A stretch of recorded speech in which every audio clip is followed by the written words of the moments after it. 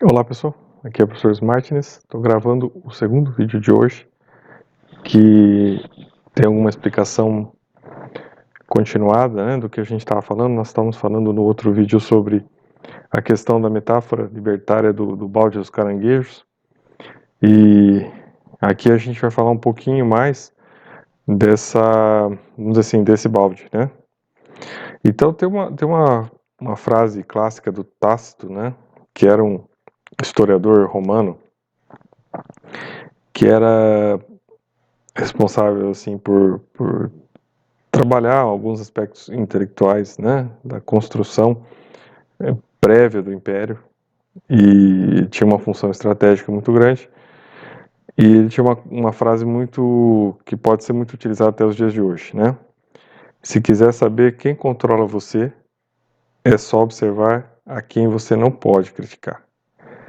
Então essa é uma frase bem interessante para você fazer uma autorreflexão aí de quem é, né, a quem você serve e quem é o seu dono mental. É interessante a gente observar isso, por exemplo, quando a gente está falando de libertarianismo, qual é a ideia? Se você é uma pessoa libertária, se você é uma personalidade que já, né, avançou, né, para a questão da sua liberdade, né, da sua autonomia, da sua independência, né, sua individualidade, você não vai aceitar ser servo de ninguém, né? Você vai querer ser o seu próprio dono mental.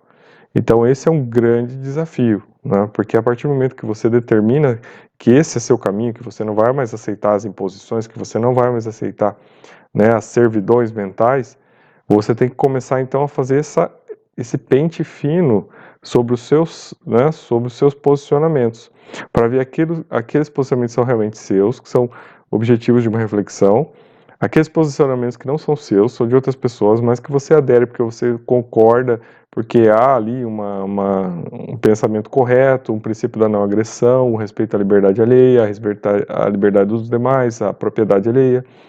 Então aí você pode fazer uma adesão a outras ideias baseado em princípios sólidos, né, que você já adquiriu, ou, né, você vai ter aqueles pensamentos que ainda você está ali sem saber muito bem por que você acompanha aqueles pensamentos, né?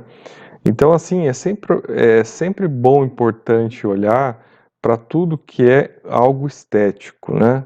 Tudo que venha fácil, todas aquelas informações que não tem um verniz de análise, né? Tudo aquilo que é muito superficial, né? E geralmente a gente introjeta muito essas coisas, né? As imagens. Hoje o mundo é visual, né? O mundo da internet é um mundo visual.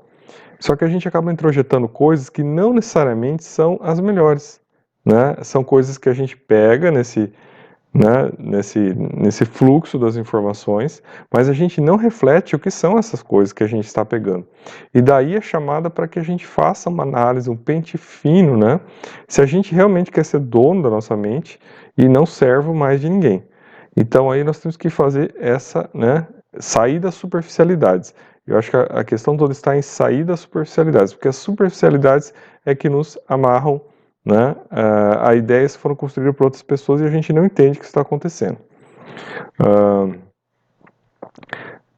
Na psicanálise, né, quando a gente vai para a psicanálise, a gente vai descobrir que isso se chama teste de realidade, né?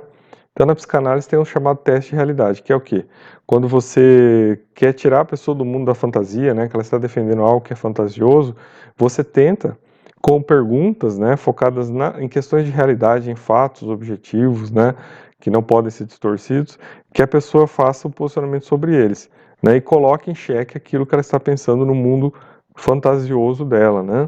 Então é muito importante a gente fazer teste de realidade, né? A gente trabalhar sempre com estatísticas, com dados objetivos de fontes confiáveis, para ver se aquilo que a gente está defendendo, que aquilo que a gente está pensando nesse momento, não é algo que nós estamos sendo pensados, né? Nós estamos servindo a pensamentos alheios. E toda pessoa que é libertária tem que ter essa precaução, né? Porque é muito fácil comprar uma ideia que está, né, criada de uma maneira perversa, né, que ela vem ali com uma aparência de coisa boa, com uma aparência de algo que veio para libertar e na verdade não é nada disso, que ela pode vir para escravizar. Então a gente tem que ter sempre muito cuidado com isso, né, muito cuidado nessa questão. E aí quando a gente faz essa análise, né, pegando essa questão do princípio da realidade, né, sempre focar no seguinte: o bom tom, né, a relação pessoal, né? A questão da gente sempre evitar críticas pessoais a pessoas próximas, por uma questão de respeito, cordialidade, convivência, elas são sempre necessárias para a vida em comum.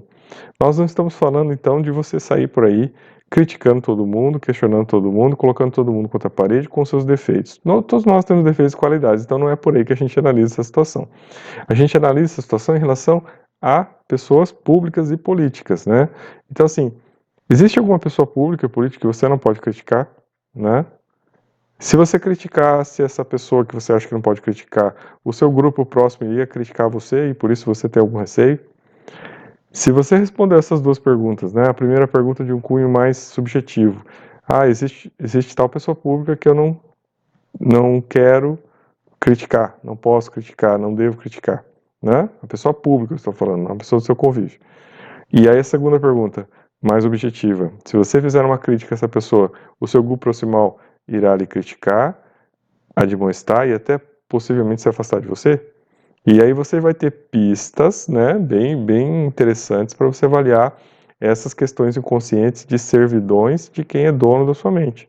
Porque se você tem uma situação dessa que você não pode criticar, que você não pode se posicionar em relação a alguém, porque pessoas próximas a você vão, né, agir contrariamente a você, aí há indícios de que você está, então, com uma interprisão a um determinado grupo, a uma determinada pessoa.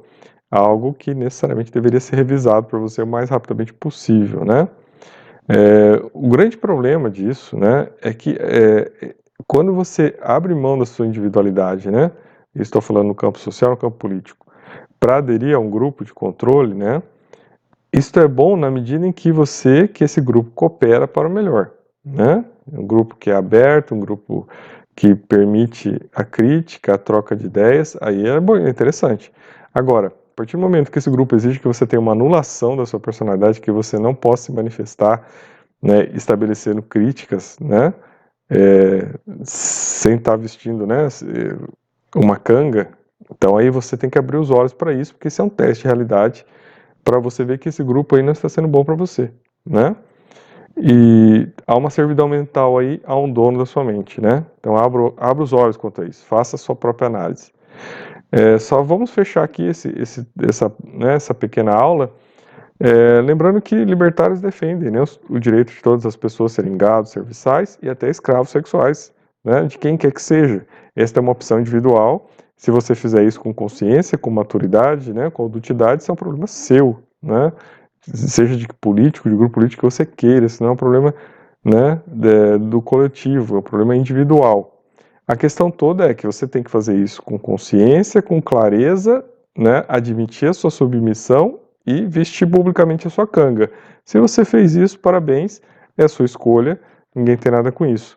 Agora, se você realmente quer mudar de paradigma, quer mudar de plano, quer subir de nível e quer ter independência, você não pode estar, né, a serviço de ninguém. Nenhum senhor pode ser dono da sua mente. Vocês têm que estar amplamente possível a criticar tudo e todos, né, no campo político, com independência e sem receio de ser demonstrado pelo grupo proximal que você tem. Esse é um desafio, é uma conquista, é algo para ser construído, né? É algo que não vem imediatamente, mas se você já entendeu isso, se você já viu a maturidade que esse processo vai trazer para você, a independência que isso vai trazer para você, né?